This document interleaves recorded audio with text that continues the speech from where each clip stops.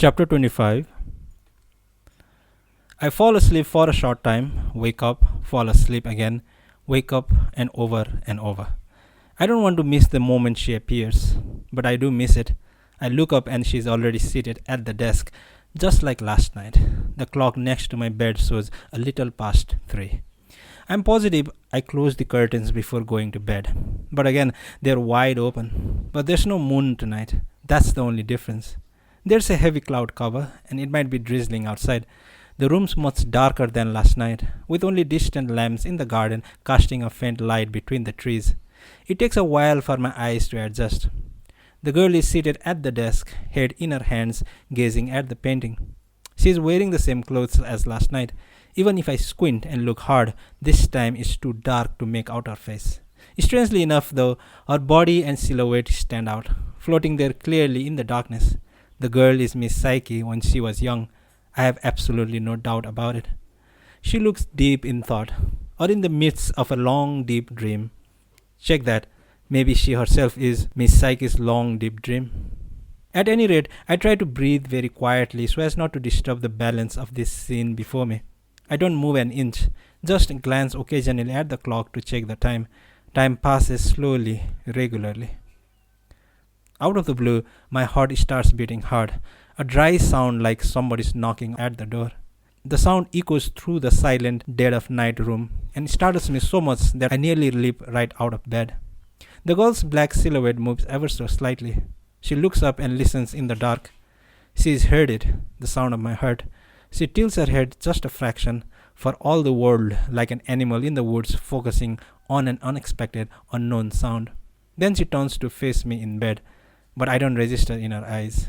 I can tell. I'm not in a dream. She and I are in two separate worlds, divided by an invisible boundary. Just as quickly as it came on, my pounding heart settles back down to normal. And so does my breathing. I'm back to being invisible, and she's no longer listening. Her gaze falls back on Kafka on the shore. Hand in hands like before, her heart is drawn once more toward the boy in that summer scene. She is there for about 20 minutes, then vanishes. Just like last night, she stands up, barefoot, noiselessly glides toward the door, and, without opening it, disappears outside. I sit still for a while, then finally get up. Keeping the light off, I go over in the darkness and sit down on the seat she just occupied. I rest both hands on the desk and absorb the afterglow of her presence. I close my eyes, scooping up her shivering heart, letting it seep inside mine. I keep my eyes closed. There's one thing, I discover, the girl and I have in common. We're both in love with someone who's no longer of this world. A short time later, I fall into a restless sleep. My body needs rest, but my mind won't allow it. I swing like a pendulum, back and forth between the two. Later though, I'm not even sure if it's light out or not. Birds begin making a racket in the garden, and their voices pull me completely awake. I tug on jeans and pull a long-sleeved shirt over my t-shirt and go outside. It's after 5 o'clock and nobody else is up. I walk out of the old-looking town, through the pine forest set up as a windbreak, past the sea wall and out onto the beach. There's barely a breeze against my skin. The sky is covered with a layer of grey clouds, but it doesn't look like it's going to rain anytime soon. It's a quiet, still morning. Like a layer of soundproofing, the clouds absorb every sound the earth sends up. I walk for a while on a path that parallels the sea, picturing the boy in the painting walking the same path, canvas chair in hand, sitting on the shore. I'm not sure, though, what scene along the shore the painting depicts. The painting only shows the beach, the horizon, sky, clouds, and an island. But there are a number of islands along the shore, and I can't exactly recall what the one in the painting looked like. I sit down on the sand, face the sea, and make a kind of picture frame with my hands. I imagine the boy sitting there. A single white seagull flits aimlessly across the windless sky. Small waves break against the shore at regular intervals, leaving behind a gentle curve and tiny bubbles on the sand. All of a sudden I realize I'm jealous of the boy in the painting. "You're jealous of the boy in the painting," the boy called Crow whispers in my ear. "You're jealous of that pitiful 20-year-old boy mistaken for someone else and pointlessly murdered. What is it, 30 years ago?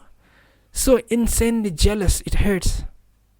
This is the first time you've ever been jealous in your life. Now you finally understand what it feels like. It's like a brush fire torching your heart. You've never ever in your life envied anybody else or ever wanted to be someone else, but right now you do. You want more than anything to be that boy. Even knowing that at age 20 he was going to be smashed over the head with an iron pipe and beaten to death, you'd still trade places with him. You'd do it to be able to love Miss Psyche for those 5 years. And to have her love you with all her heart. To hold her as much as you want. To make love to her over and over. To let your fingers run over every single part of her body and let her do the same to you. And after you die, your love will become a story etched forever in her heart. Every single night she'll love you in her memory. Yup, you're in a strange position, alright? You're in love with a girl who is no more, jealous of a boy who's gone forever. Even so, this emotion you're feeling is more real and more intensely painful than anything you've ever felt before. And there's no way out, no possibility of finding an exit. You've wandered into a labyrinth of time, and the biggest problem of all is that you have no desire at all to get out. Am I right? Oshima comes in a little later than yesterday. Before he does, I vacuum the first and second floors, wipe down all the desks and chairs, open the windows and clean them, wash out the restroom, throw out the garbage, pour fresh water in the vases. Then I turn on all the lights and switch on the catalog computers. All that's left is to open the front gate. Oshima checks my work and gives a satisfied nod. You learn pretty quick and don't fool around, do you? I boil some water and make him some coffee. Like yesterday, I have a cup of Earl Grey. It's started raining outside pretty heavily. You can hear thunder off in the distance. It's not yet noon, but it's like everything is so dark.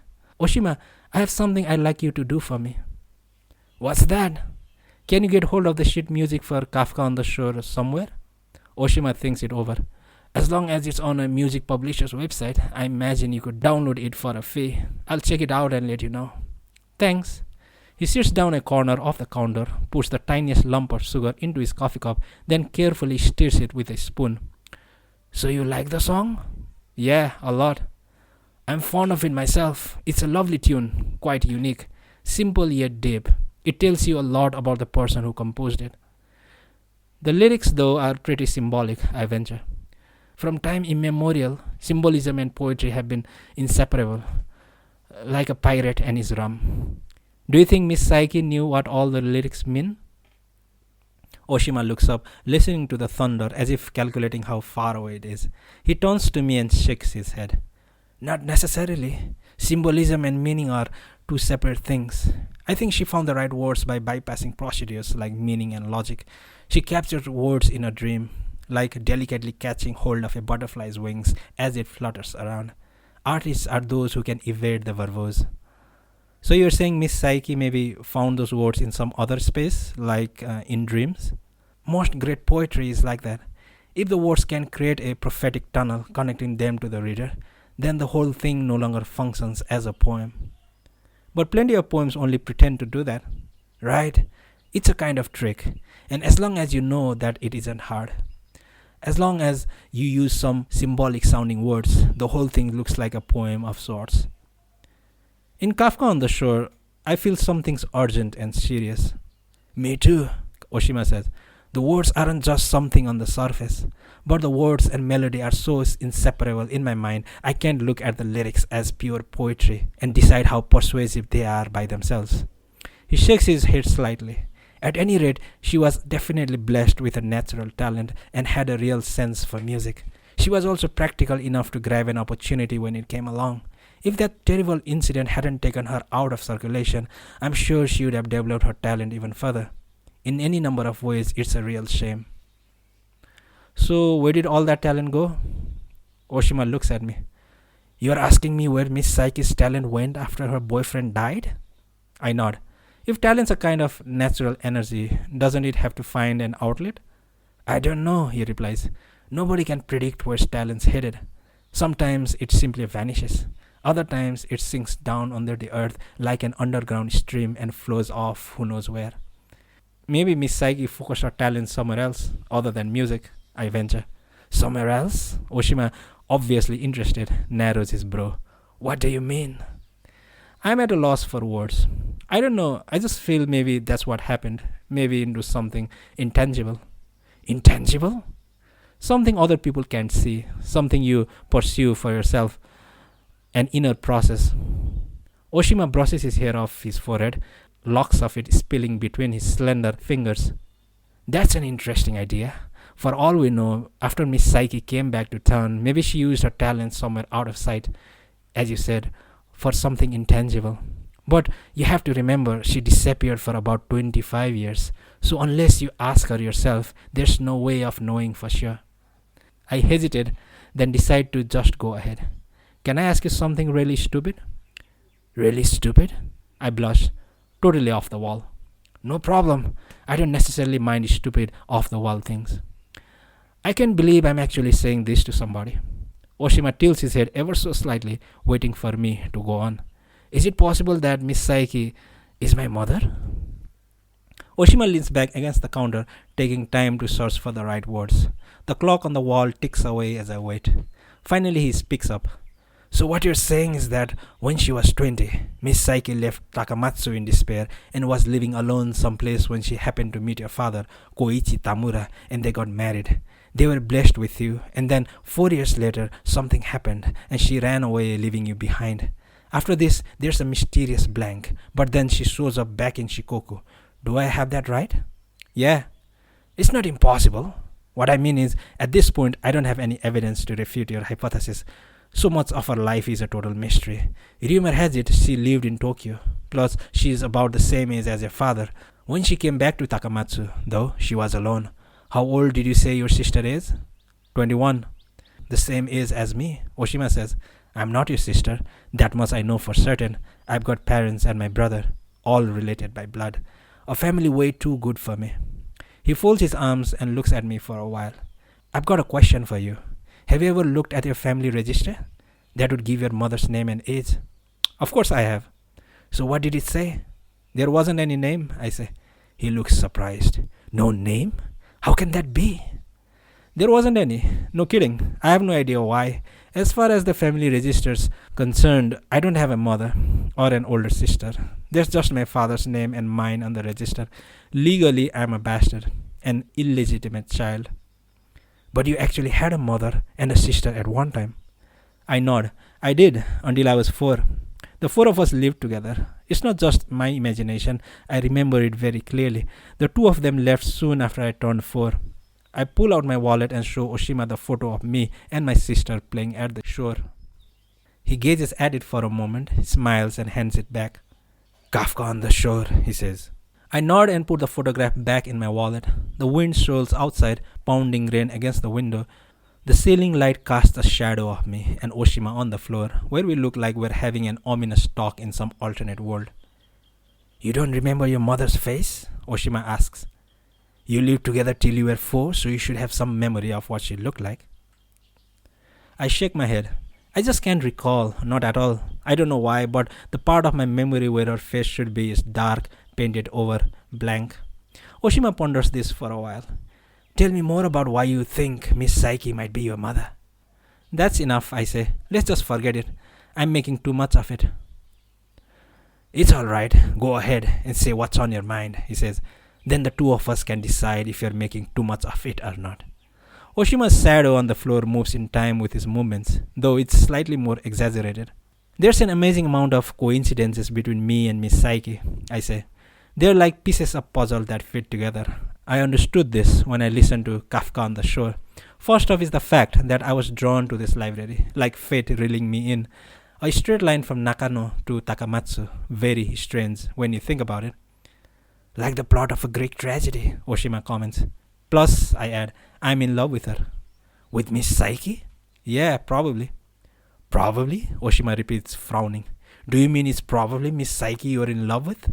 Or that you're probably in love with her? I turn red. I can't really explain it, I reply.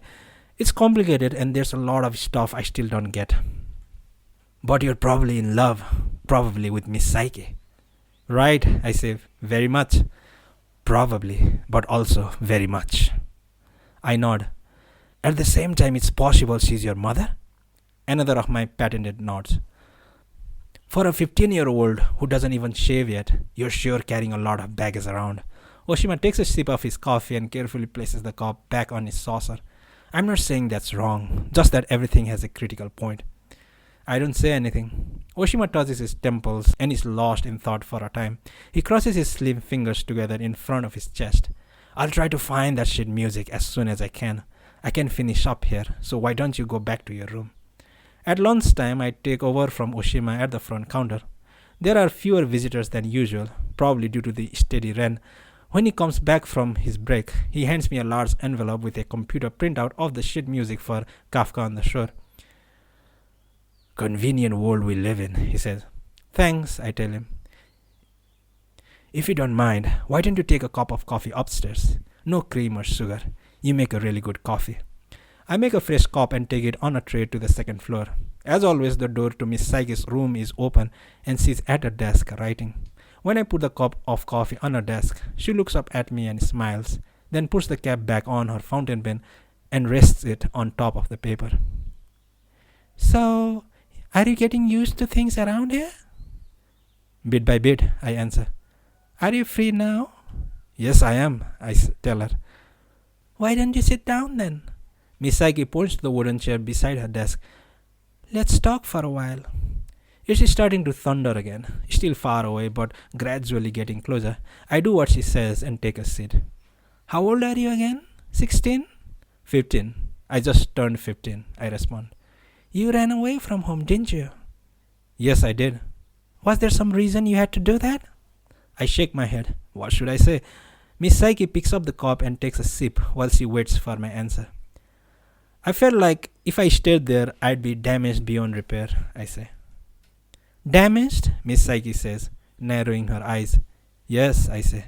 After a pause, she says, It sounds strange for a boy your age to use a word like damaged, though I must say I'm intrigued. What exactly do you mean by damaged? I search for the right words. First I look for the boy named Crow, but he's nowhere to be found. I'm left to choose them on my own, and that takes time. But Miss Saiki waits there patiently. Lightning flashes outside, and after a time, thunder booms far away. I'd changed into something I shouldn't. Miss Saiki looks at me with great interest. As long as there's such a thing as time, everybody's damaged in the end, changed into something else. It always happens sooner or later. But even if that happens, you've got to have a place you can retrace your steps to. A place you can retrace your steps to? A place that's worth coming back to. Miss Saiki stares straight at me. I blush, then summon my courage and look up at her. She has on a navy blue dress with short sleeves. She must have a whole closet of dresses in different shades of blue. Her only accessories are a thin silver necklace and a smallish wristwatch with a black leather band. I look for the 15-year-old girl in her and find her right away. She's hidden, asleep, like a 3D painting in the forest of her heart. But if you look carefully, you can spot her. My chest starts pounding again, like somebody's hammering a long nail into the walls surrounding it. For a 15-year-old, you make a lot of sense. I have no idea how to respond to that, so I don't say anything. When I was 15, Miss Saiki says with a smile, all I wanted was to go off to some other world, a place beyond anybody's reach, a place beyond the flow of time. But there's no place like that in this world. Exactly, which is why I'm living here, in this world where things are continually damaged, where the heart is fickle, where time flows past without a break. As if hinting at the flow of time, she's silent for a while. But she goes on, when I was 15, I thought there had to be a place like that in the world. I was sure that somewhere I'd run across the entrance that would take me to that other world. Were you lonely when you were 15? In a sense, I guess. I wasn't alone, but I was terribly lonely, because I knew that I would never be happier than I was then. That much I knew for sure. That's why I wanted to go, just as I was, to some place where there was no time. What I want is to grow up faster. Miss Saiki pulls back to study my expression. You must be much stronger and more independent than I am. At your age, I was filled with illusions of escaping reality. But you're standing right up to the real world and confronting it head on. That's a big difference. Strong and independent? I'm neither one. I'm just being pushed along by reality, whether I like it or not, but I don't say anything. You remind me of a 15-year-old boy I used to know a long time ago. Did he look like me? I ask. You're taller and more muscular than he was, But there is a resemblance. He didn't enjoy talking with other kids his age. They were on a different wavelength. So he spent most of his time holed up in his room, reading and listening to music. He'd get the same frown lines too, whenever the topic got difficult. And you love to read as well. I nod. Miss Psyche glances at her watch. Thank you for the coffee. Taking that as my signal to leave, I stand up and head for the door. Miss Psyche picks up her black fountain pen, slowly twists off the cap and goes back to her writing. There's another flash of lightning outside, bathing the room for an instant in a weird color. The clap of thunder hits a moment later. This time it's closer than before. Kafka? Miss Psyche says. I stop at the doorway and turn around. I just remembered that I wrote a book on lightning once. I don't say anything. A book on lightning? I went all over Japan interviewing people who'd survived lightning strikes. It took me a few years. Most of the interviews were pretty interesting. A small publisher put it out, but it barely sold. The book didn't come to any conclusion, and nobody wants to read a book that doesn't have one. For me, though, having no conclusion seemed perfectly fine. A tiny hammer in my head is pounding on a drawer somewhere, persistently. I'm trying to remember something very important, but I don't know what it is. By this time, Miss Psyche has gone back to her writing, and I go back to my room. The rainstorm continues to batter us for another hour. The thunder is so incredibly loud that I'm afraid the windows in the library will shatter. Every time a bolt of lightning streaks across the sky, the stained glass window on the landing flashes an image like some ancient ghost on the white wall across from it.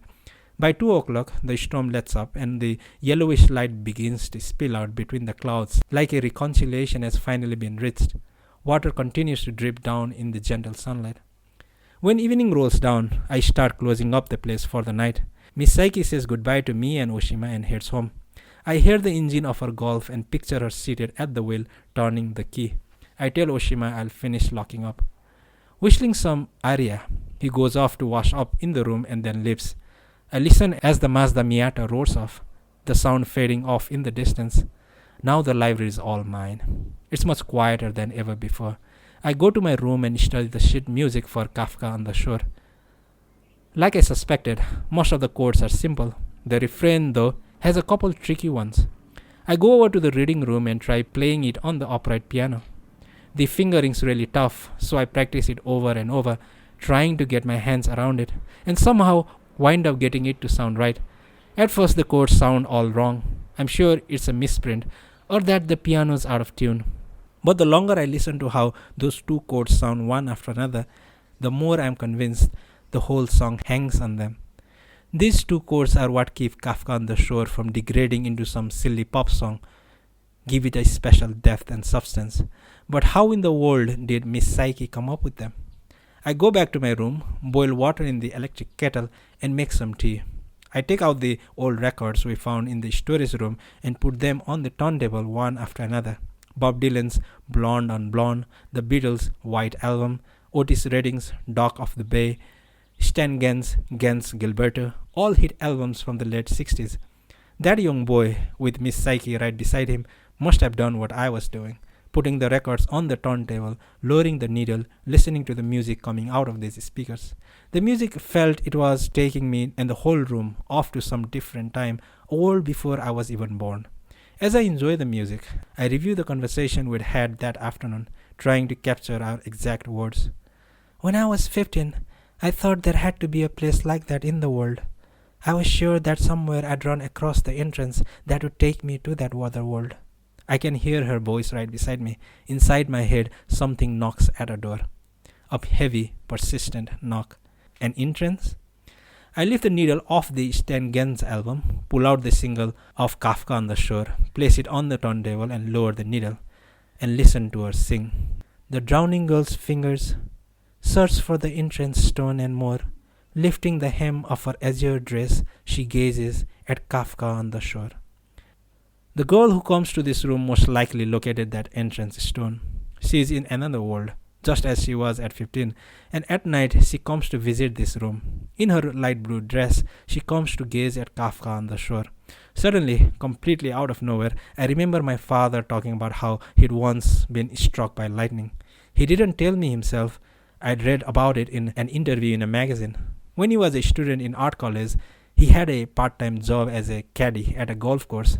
One day he was following his golfer around the course when the sky suddenly changed color and a huge thunderstorm crashed down on them. They took refuge under a tree when it was hit by a bolt of lightning. This huge tree was split right in two. The golfer he was caddying for was killed, but my father, sensing something, leaped away from the tree in time. He got some light burns, his hair was singed, and the shock of the lightning threw him against a rock. He struck his head and lost consciousness, but survived the ordeal with only a small scar on his forehead. That's what I was trying to remember this afternoon, standing there in Miss Psyche's doorway, listening to the roar of the thunder. It was after he recovered from his injuries that my father got serious about his career as a sculptor. As Miss Psyche went around interviewing people for her book, maybe she met my father. It's entirely possible. There can't be that many people around who've been struck by lightning and lived, can there? I breathe very quietly, waiting for the dawn. A cloud parts and moonlight shines down on the streets in the garden. There are just too many coincidences. Everything seems to be speeding up, rushing toward one destination.